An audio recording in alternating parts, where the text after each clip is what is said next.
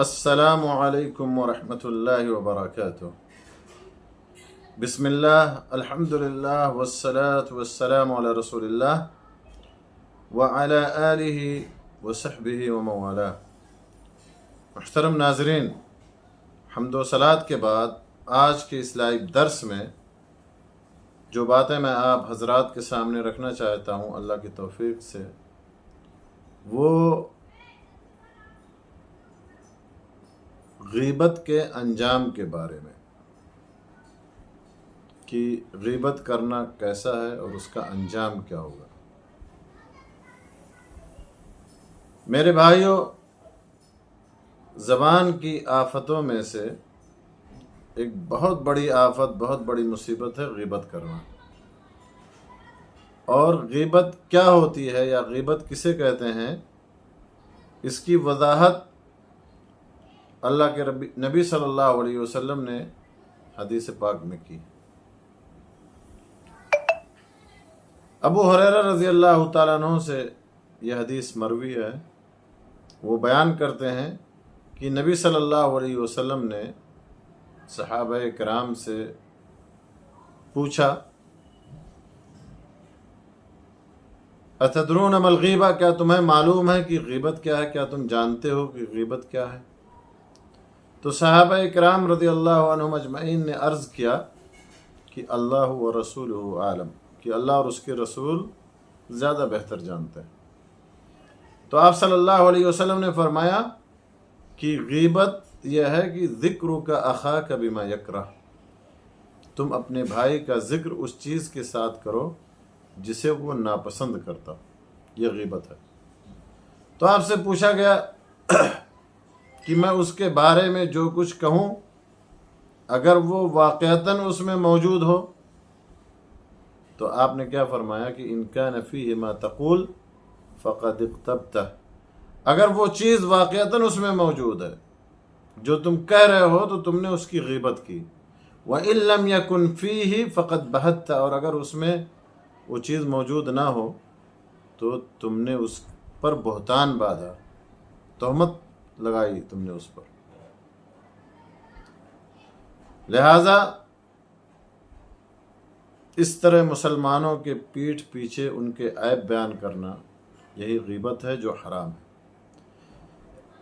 اور اللہ سبحانہ و تعالیٰ نے بھی اہل ایمان کو ایک دوسرے کی غیبت کرنے سے منع فرمایا۔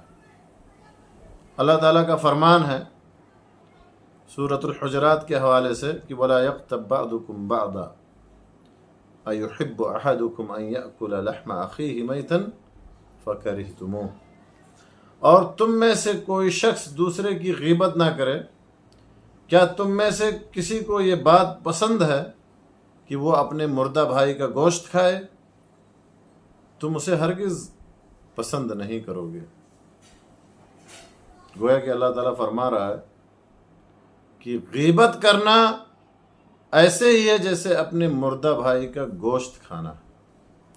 لہذا جس طرح تمہیں اپنے مردہ بھائی کا گوشت کھانا ناپسند ہے، اسی طرح اس کی غیبت بھی ناپسند ہونی چاہیے۔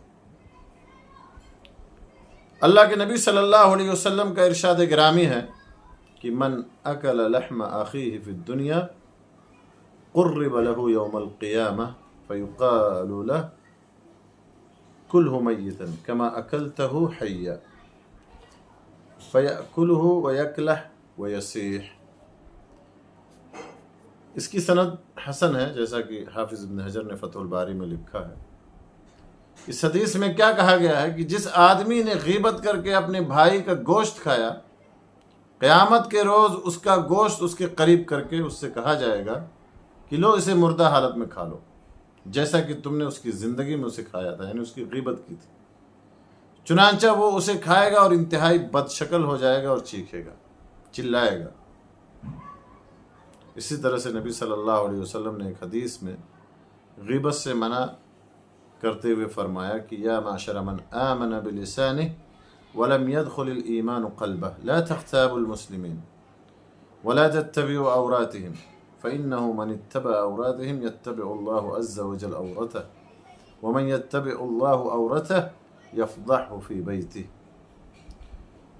آپ صلی اللہ علیہ وسلم نے فرمایا، سنن ابو داؤد کے حوالے سے یہ حدیث ہے اور حسن صحیح اس کے بارے میں البانی رحمہ اللہ نے کہا ہے کہ اے ان لوگوں کی جماعت جو زبان سے ایمان لائے اور ایمان ان کے دل میں داخل نہیں ہوا، تم مسلمانوں کی غیبت نہ کیا کرو اور نہ ہی ان کے عیبوں کا پیچھا کیا کرو، ان کی عیب جوئی نہ کرو، ان کے عیبوں کے پیچھے نہ پڑو، کیونکہ جو شخص مسلمانوں کے عیوب کا پیچھا کرتا ہے، ان مسلمانوں کے عیوب کے پیچھے پڑتا ہے، تو اللہ تعالیٰ اس کے عیوب کا بھی پیچھا کرتا ہے، اور جس کے عیوب کا اللہ تعالیٰ پیچھا کر لے، تتبع کر لے، نگرانی کر لے، اسے اس کے گھر میں رسوا کر کے چھوڑ دے۔